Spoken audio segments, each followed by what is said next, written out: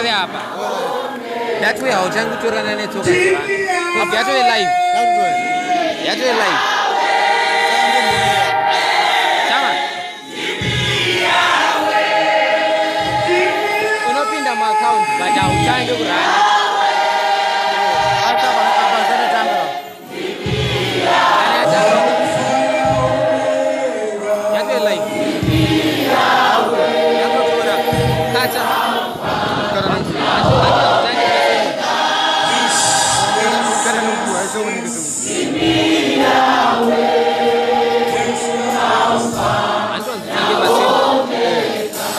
Why don't you give the Lord a shout of praise?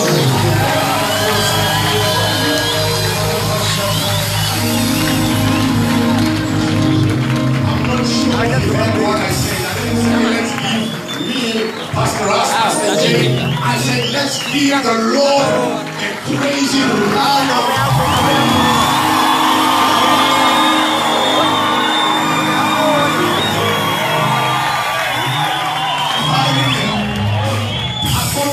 Ladies, we're going to be celebrating. Hallelujah. I said, I thought ladies, we're going to celebrate tonight. Come on, one more time, give the Lord a crazy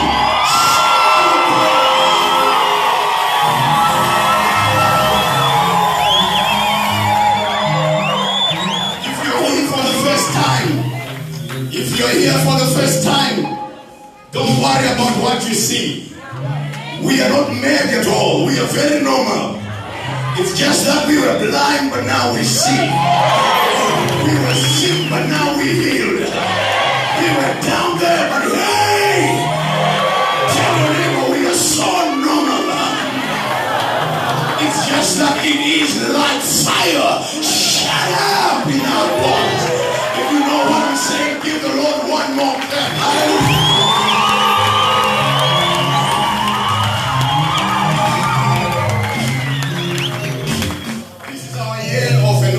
Door. And I declare open door in any avenue of your life. You don't seem to hear what I'm talking about here. Whether the devil likes it or not, this year, tell your neighbor, this year. Don't leave that neighbor, look for another one, tell them this year.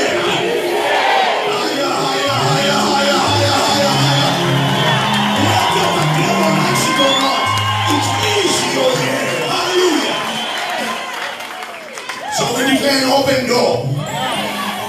I said, I declare an open door. Hallelujah.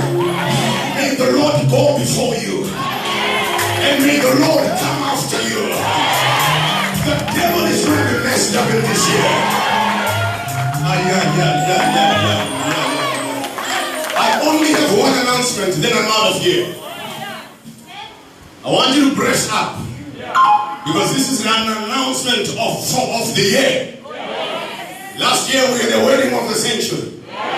Now I'm bringing an announcement of the year.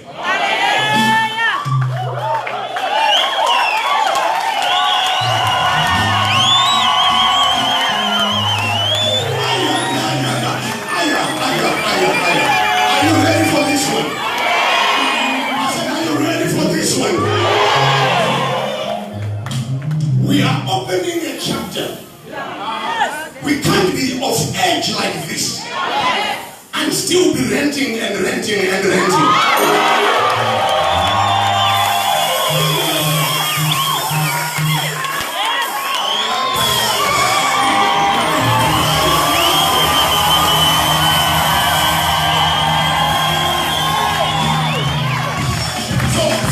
So this is what happened. I was in my house and I was about to thank God for that small house down there. And the Lord says, for sure, can you build yourself a house?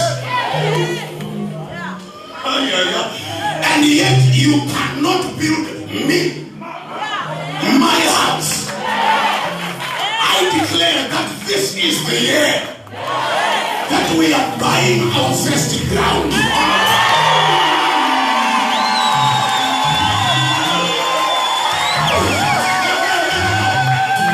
I'm not asking you. I don't need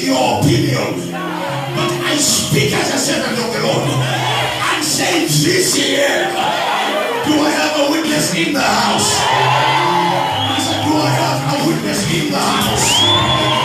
Do I have a witness in the house?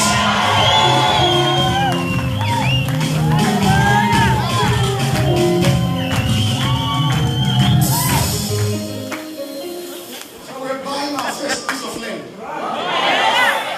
I saw the church already. I saw it. You know, I announced it in Zim last week, I announced it in Zim. And I saw somebody looking at me like this. I said, no, look at me like that. We are buying a piece of land. And we are building our HQ. We are not buying it next year.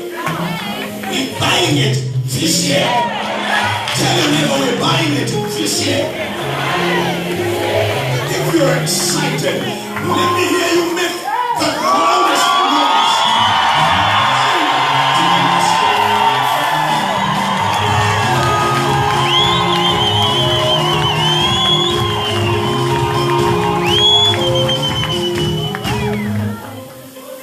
Tonight, we have a servant of the Lord. One of the things that I promised you, if one is not a servant of the Lord, I will not stand on the altar of God and tell you they're a servant of the Lord. I remember one time, man of God, I invited another man of God. And one of my board members, right in the board, says, we don't know this chap. I've never heard of him.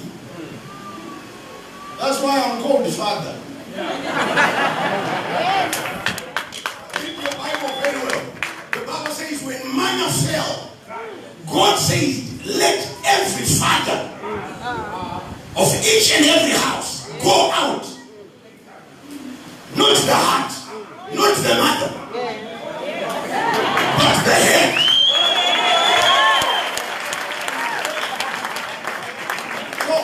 Today I wasn't resting. Today I had gone out. And I brought you manna.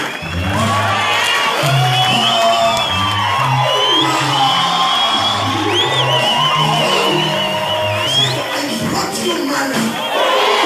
But here is the problem. The kind of man who is coming here is not just a man of God. Yes. He was cut right from the stone he was cut from.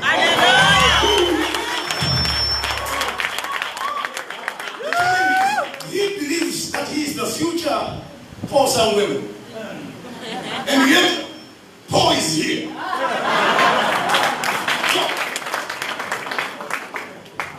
And when he was talking today, I was like, I have to pull my socks because the guy is pushing. So I bring you a servant of the Lord. And I'll give him the honor to also welcome the delegation that he brought. Yes. He's a servant of the Lord laboring in Harare. Oh, yeah. Doing tremendous work. We first met, I don't know when was that, ages ago. And I remember sharing the same room. One Darapo. I love this man dearly. I want you to open your hearts. Nobody stands, nobody goes out until he goes out. Yeah. Yeah.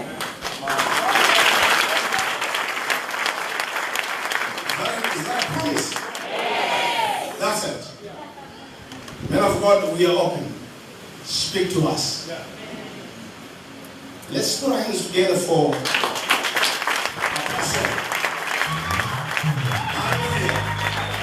Banda in the house. I want every hand put together. I want every mouth. I want.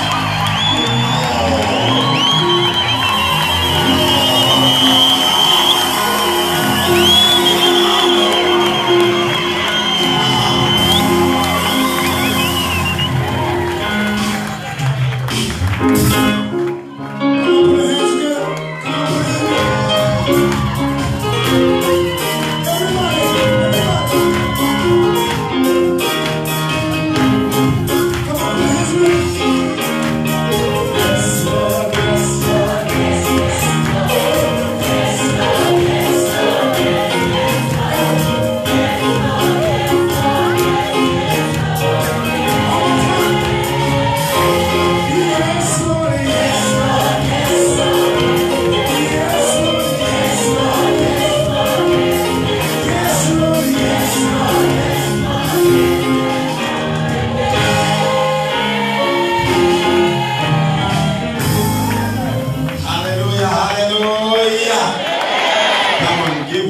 time a clap to Jesus. Hallelujah.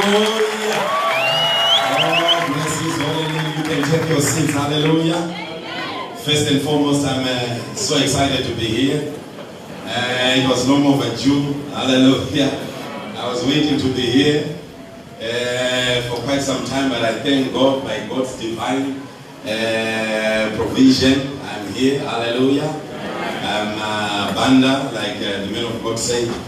And secondly, I would like to also acknowledge the father of the house. Hallelujah. For allowing me to be here. I'm excited, like I said. It's an honor being here. Coming here to minister to you all guys. I'm excited to see you. Hallelujah. I want you to greet the person sitting next to you. Just tell them, God bless you. Thank you for coming. Yes. Powerful. Yes. Praise God. I also came with a man of God, a brother of mine as well in the things of God. Apostle Sebastian Tomei. We can stand up and just wave to the people. Hallelujah. Yes, Life Giving Embassy International Ministries. That's the one he has. Hallelujah. So I'm excited also to be here with him. And with him also is Mr. Mulambo, one of his elders and leaders in the church, and also Mr. Marshall that you came with. Can also give a clap of honor for that. Hallelujah. Wonderful. Like I said, I'm excited to be here. So that maybe I can just say one or two things. I'm married. Hallelujah. Got a very beautiful wife. You should see her. She's something else. Hallelujah. She's beautiful. 1, 2, we've got 3 kids. Dan, Chloe, and Ben Jr. Hallelujah.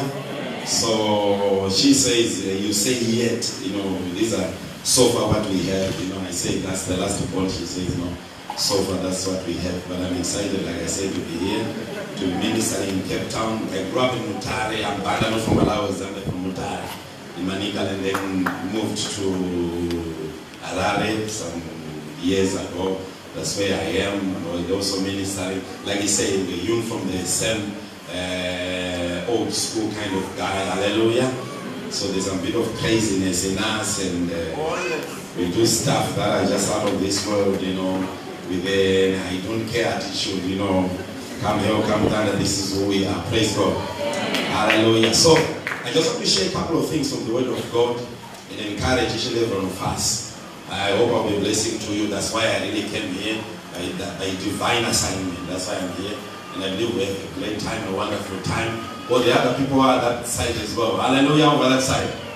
Praise God. God bless you. Judges chapter 16, verse 22. Micah chapter 7, verse 8. Judges, the book of Judges chapter 16, verse 2. And Micah, we all know Micah. Micah is between Genesis and Revelation. So you just pull through. You are the guy who does the thing, isn't it? I want you in the background. Let's play something soft. You are going to be in the course. That's soft. The Elijah kind of approach, Elijah, pumping myself. Judges chapter 16, verse 22. Hallelujah. Praise the name of the living God. I'll read from this verse that I have. Wow, that's much better. But the hair on his head began to grow. Let's end there. But the hair on his head began to grow. Can you put I'm trying to look at the verse. Can you put the KJV as well? Wherever the unseen being is. KJV. I'll pay it now. I'm old school. I did literature. So I'll pay it. I feel like this is godly. I'll pay it. The hair. I see everybody my face. I'll pay the hair of his head began to grow. Not didn't grow. Began. Hallelujah. Shout it. Began to grow. Let's go one more time. I'll pay it. Which is however. It's old English for however. However, the hair on his head began to grow. Then Micah chapter 7 verse 8. Micah chapter 7 the 8th verse says what? Micah 7 8. Rejoice not against me, O mine enemy. When I fall, I shall arise. When I sit in darkness, the Lord shall be a light unto me. Verse 9. I will bear the indignation of the Lord because I have sinned against him, until he plead my cause and execute judgment for me. You bring me forth to the light, and I shall behold his righteousness. Hallelujah.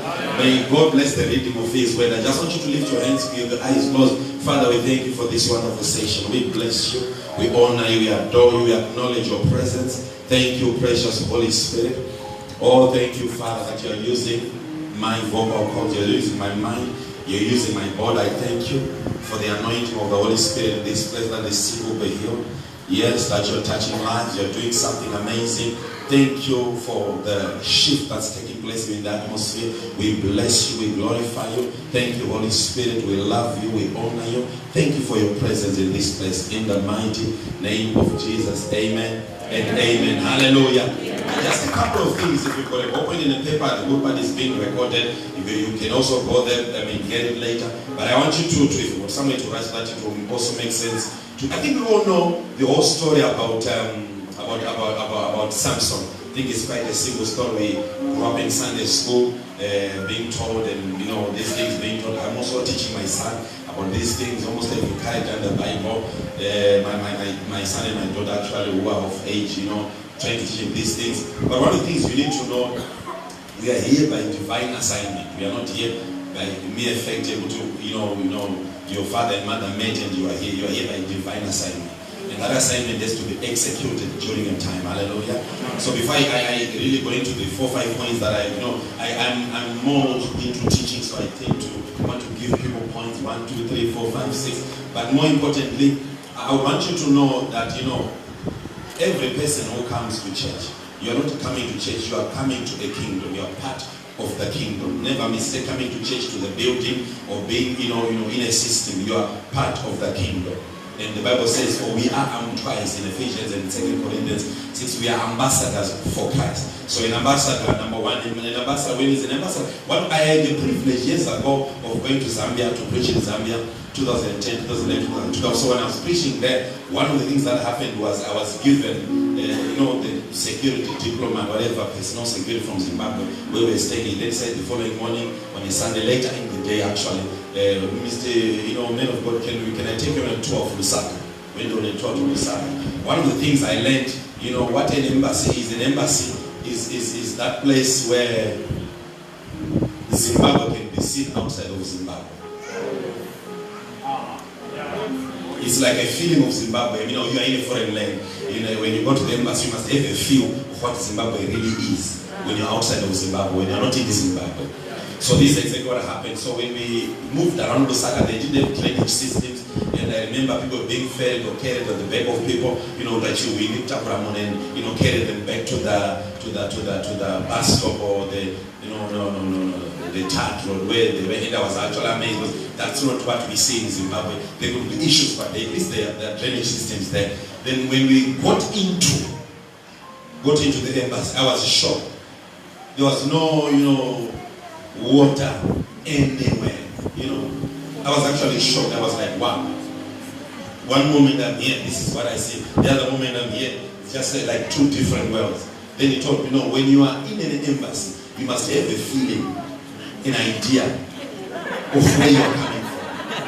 So one moment you are just here, it's like two realms. You are in this realm, all of a sudden you are just somewhere. It's like, so it amazed me. So then I got to think of this thing, that one, and as an ambassador number one, if I sleep, look here, if I sleep, guess what happens? When we go to the police in Zimbabwe, we pay $20, yeah? Which is, it's called an assault. You've violated the person's rights and right, whatever they call it. But if I step an ambassador, it's called a national incident. By virtue of what he represents and who he is representing. Are you getting what I'm saying? Yeah. So that changes everything, so that you know that you're not just an ordinary person. That's why 1 John chapter 5 verse 18, last part here says, the wicked one cannot touch you because you are an ambassador. So if he touches you, you've given him the Roman authority to touch you, permission. Because you are what? An ambassador. Number 2, an ambassador does not pay for anything. Anything the ambassador wants or needs is paid for by the person or the people or the system that send you. Philippians 4:19, my God shall supply all your needs because you are an ambassador. So begging is not part of who we really are. We don't beg because we are ambassadors. It's the year of an open.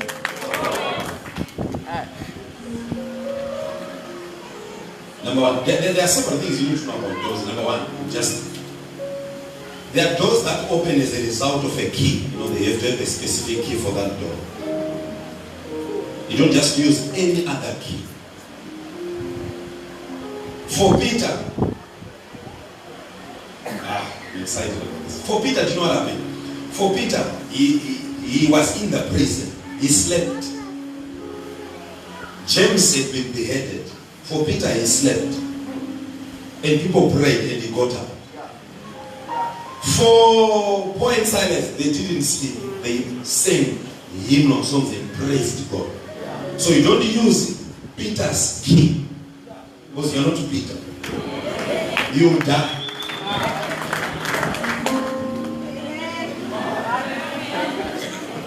I get what I'm saying. So there are keys. Number 2. Then there are doors that respond to presence. When you are there, boom, they open. Then we are not talking about those doors or whichever door you might try to think of. It's an open door. It's not a closed door. It's already open. I want to tell the person sitting to you, the door is open. All you have to do is to step in. That's why Obadiah 17 talks about the last part. We will possess our possessions because the door is already what? Open. Come on, shout, the door is already open. One more time, the door is open. One more time, the door is open. A story here, funny thing that happened. So, oh yes, the last thing about an ambassador, an ambassador does not give his or her own opinion. An ambassador, let me give you a good example. I'm from Zimbabwe, directly from Zimbabwe. You are now here, you guys. So you are partly Zimbabwe, partly here. But let me give you what happened. In 2007, an issue that happened. A soft coup that happened in Zimbabwe. And when it happened, I believe all the ambassadors in the foreign land were asked, obviously, they would ask a person, can you give us a statement, the president, of what has happened in your country? The South African ambassador, from Zimbabwe didn't get up and say, let me give you a good, let me tell you something. They say it's not a coup, but my opinion is I think it's a coup. No, you tell them.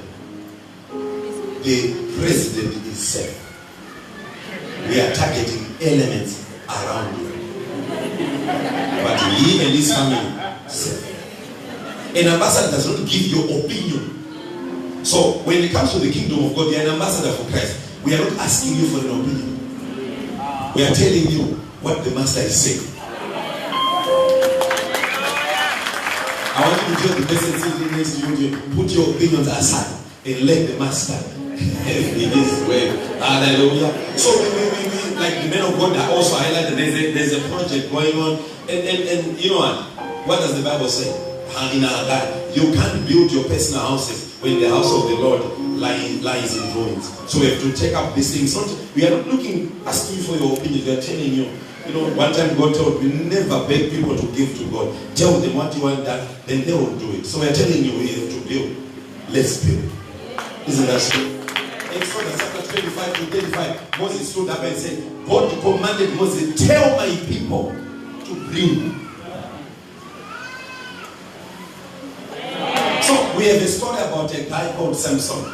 He was, the mom and dad were barren for some time, and then ultimately an angel appeared to Samson and told Samson about the future of the kid of the young, or Samson's parents about the future of the young man who was going to come. The worst thing is when you get a prophetic word or a message from God about what is going to happen when it has taken you a long time and nothing has happened. Abraham was told, your children, you're going to have children as many as the stars of the, stars in the sky, and the children were as many as the sand at the seashore. But imagine, after 24 years, nothing had happened. So a prophetic word is not much when the person does not mix what has been said with faith and patience. So when God gives a word, you don't shy away and say, they said it's an open door. This is August. This is November. No. Even if it's the 30th of December, if there's been a word that has been spoken by faith, I believe that it is done. Hallelujah. That this thing is done. I've heard people come to me. I remember this guy came to me with a car and said, God spoke to me several months ago and told me this. I'm supposed to give you this. Where were you? I was about to doubt. I was about to be in unbelief. So before you ladies will say, but God, how can I get married? No, you'll be surprised that there is a guy out there busy working on his tummy because we wanted a six-pack, so he's busy trying to make things better for you. We want a six-pack. Hallelujah. So we've got one single pack on him. So when it came to Manoah and his wife, so his wife was somewhere and God visited the wife first. Now, how do you see what the apostle said earlier on? God uses the father. So when the message came through the wife, the husband didn't budge a bit. Kept quiet.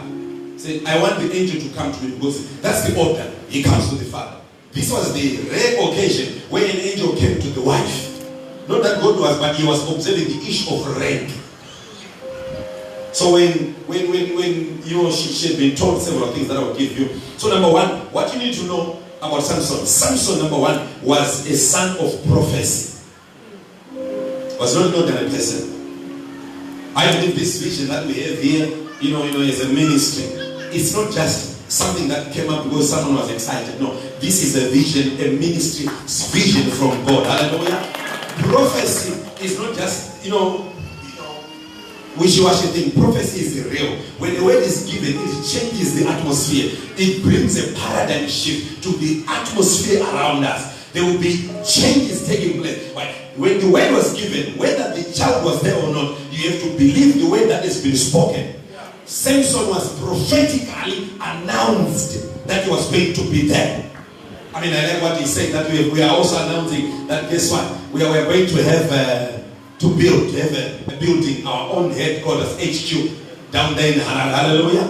And that settles it. That period, that's it. That is it. That ends it. That settles it. We are not trying to figure out how. When a prophetic word is any prophetic word that you have to calculate concerning how much do we make, or we need the accountants, the economists, we need the people. No. That's not from God. When you can't calculate, when you don't know where the money is going to come from, I'm telling you, that's when God begins to move on your behalf. I remember when I was about to get married, I went and I told I told my wife on the 24th of February, I'm coming to pay Lobol. Hallelujah. There was not even a single cent. Hallelujah. I did 7 years after college, no job. I was just busy preaching, going around, preaching. And I would rather, keep preaching than waiting for the job to come. So I kept preaching. Then I got the job in January. Was I given a word in November?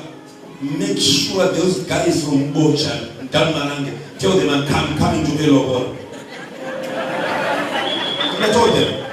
They don't call me comrade for nothing. I'm radical. Hallelujah. So they gathered. Then they organized. And I then began to work for. Said it was an NGO. It's a preaching fund, so we don't have money until maybe April or May. But I told them that I'm coming in February, 24th of February. Boom, no single cent that was there. My faith was not in the economy because Zimbabwe began to go down. But my faith was in who God said he was. The way that I received from God, that I was going to pay Lobola, that I stood by that period. Samson was a son of prophecy. You can't play around with people of prophecy. You can't joke around with people of prophecy. When people are men and women of God of prophecy, we stand the ground and we are going to push and pull until what God has told us to do comes to pass. Abraham took it 24 years before the son came. 25 years. The 24th year, there was nothing. And the angel came and he said, next year this time. Imagine how discouraging it is. I've had ladies come to our house. My wife is like, she's good with women, one with men. So they come, I don't know what's happening. you know, this is, you know, I can't wait for, I do not have the prophetic will say next year this time, because last year they said the same thing again. Now I don't know where is the next year this time. You know, a day is like 1,000 years to go, and I'm confused. Maybe it's 1,000 years, I don't know when I'm going to get there after rapture what.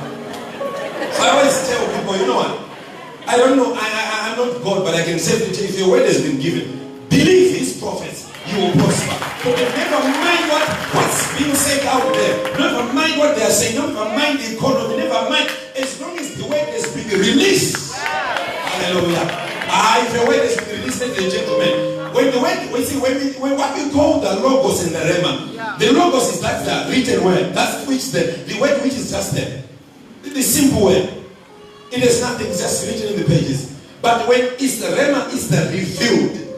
That which you have meditated upon, and it becomes alive, which is sharper than any double-edged sword. Am I making sense? So when it's released, it will not go back according to Isaiah 55 and come back. We have released about the same. It's not coming back. We are not going to apologize like politicians and say, I apologize. I think they go. No. If it's released, it doesn't matter what's happening in the economy. It doesn't matter how many people are working in this place. If the word has been, if we say it's an open door, I'm telling you the door is open. All you have to do is to stay. We are stepping in wide. The word has been, come on, shout. The word has been. So whenever the word of God is released, you need to know God is not a man that he should lie, nor the son of man that should repent. If he says anything, he will do it. If you promise it, you will fulfill it. Hallelujah. Yes. He says in Malachi chapter 3:6, I am the Lord, I change it not. Psalm says, he is not going to go back on his word. He says in Psalms again, forever, oh Lord, your word has been established. So not any other thing but your word. So if the word is said or released, everything changes. Everything changes.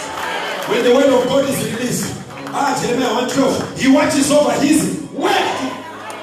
Are you getting what I'm saying? Luke chapter 7, 3-9, the Bible says, I'm not worthy to let you come under my roof, but he say the word. So what do you want us to do? We are not here to, we are not apologetic. When we come, ladies and gentlemen, we release the word.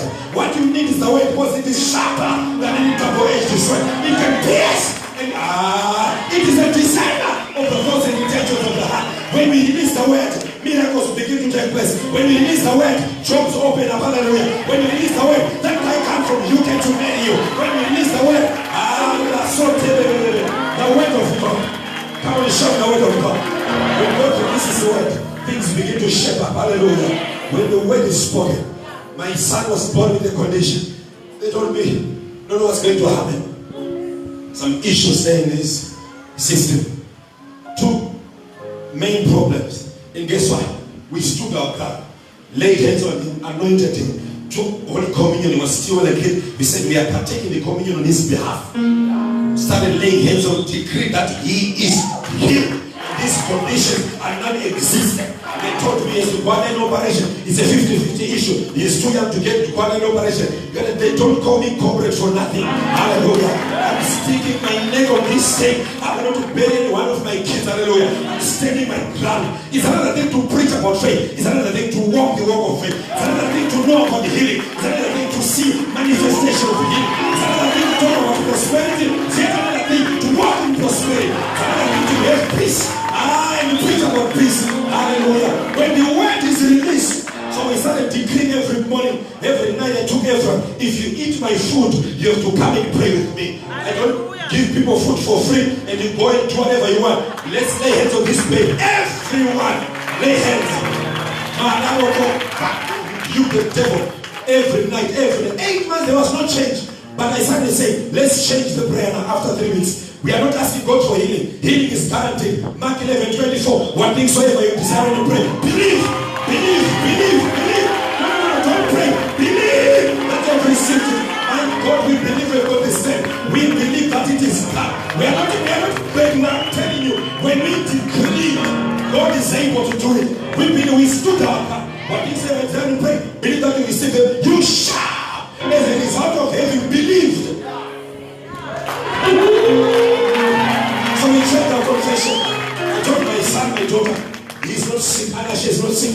Anasha is strong and fit and so he's healthy. We are not going for any medication, no operation, no. But we are declaring that is done. So we started changing what came out of our mouth. For remember Luke 7:3-9. What did he say? If you just say the word. So he started saying the word. He is healed. He is not sick. You know what? We had a background, like what the Bible says concerning Samson. That Samson, concerning David. That David, when he was faced with fighting giant from Goliath from God. The Bible says he stood and Goliath spoke. Is there now? Let me school you on something. There is my women way.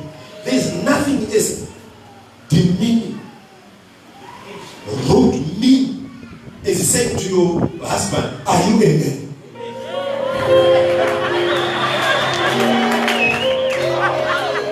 That's what Goliath woke up 40 days. These guys had left homes, wives, children, work, and were standing first with what? They say to the wife, "I'm going to fight. The army of Israel. We're going to fight."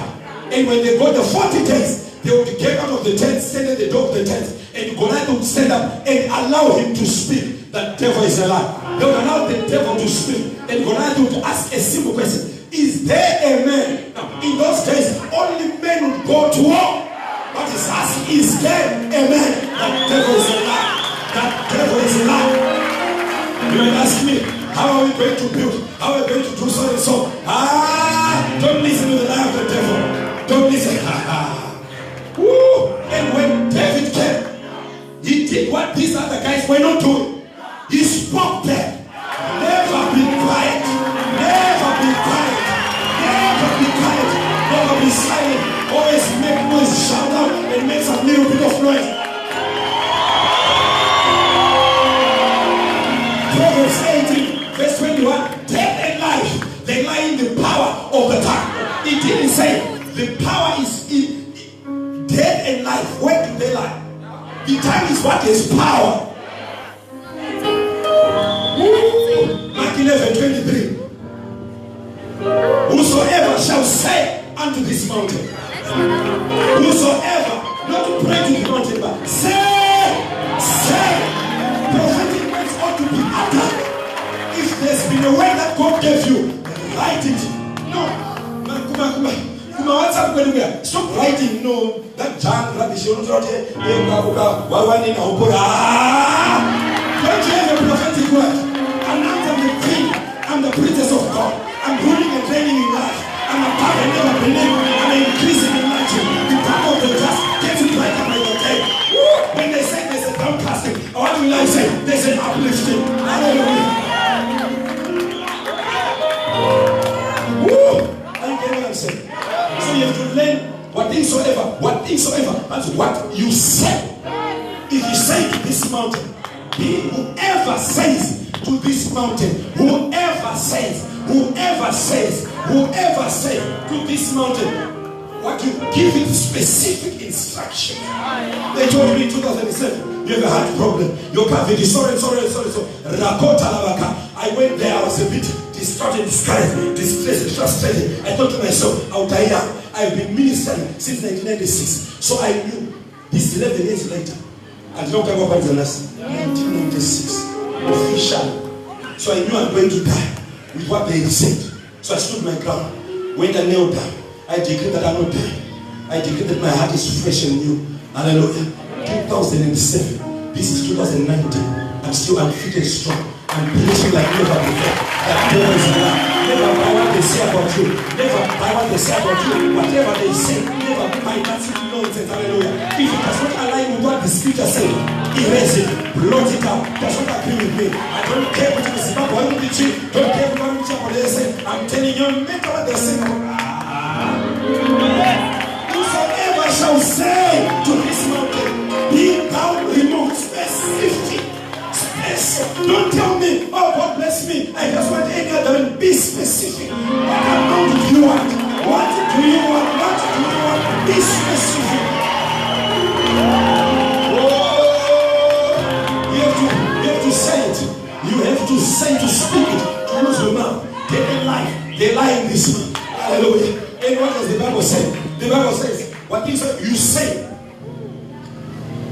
to this mountain, be thou removed, and be thou cast into the sea, and shall not doubt, but shall believe what you say. So don't just say, believe what you say. Be convicted, be convinced, be convicted, be convinced. Be convicted. You know what I do with my wife? I tell my wife, we want so and so, our budget for 2019 is this. So want this and this. So what do we do? So I tell her, before you pray, let's meditate. I want conviction. I want to be fully convinced. The Bible says Abraham was fully persuaded. Never uttered until you are persuaded. Never say it until you are sure. 100% sure that this is who I am and I'm going for this. The Bible says, that's why I tell my wife, you have to believe, to stand your ground and believe that God is going to do it. But things whatever you desire when you pray, believe that you have received. Don't believe that it's going to be done, but that I have it. When I wanted to get made man of God, do you know what I did? I went to the mirror. I laughed in the face of danger, face of me, and I would do steps, kick, prepare, because I was fully persuaded. I went to his car. And you don't even, I want to come back and wait. I want to think I can wait. I am playing games now. Go to the function, go to the wedding day, go to whatever, and say I'm getting married. I'm practicing. Hallelujah. Hallelujah. Are you getting what I'm saying? You have to just be part of who you are. Are you see what I'm saying? So it is important that you understand that the guy called Samson was not just an ordinary person. He was a prophetic seed. You are someone who had prophesied before. I'm here to tell you. And you wake up one morning and I'm here. My mom, I remember before I got born again, she had gone some sangha, revival, mainline revival. So when she came back, I was a bit tipsy and, off there. And she asked me, she came from the bus, and they went back to carry bags from the revival. And she said, I was praying, didn't eat from Wednesday till Saturday night. Praying for God's anointing, black sheep. Everyone, we are 8 in our family. Everyone was born again, was a Christian. Some are pastors, some are doing this. I was the only black sheep in the family, running around in clubs and things like that. But then he said to me, then she said, as I was praying, God said, you are Joseph. And I said, no, I'm Pena. She said, no, you are Joseph. I'm Joseph. And he said, never mind, you will see. You will preach the gospel. You will go places. I looked at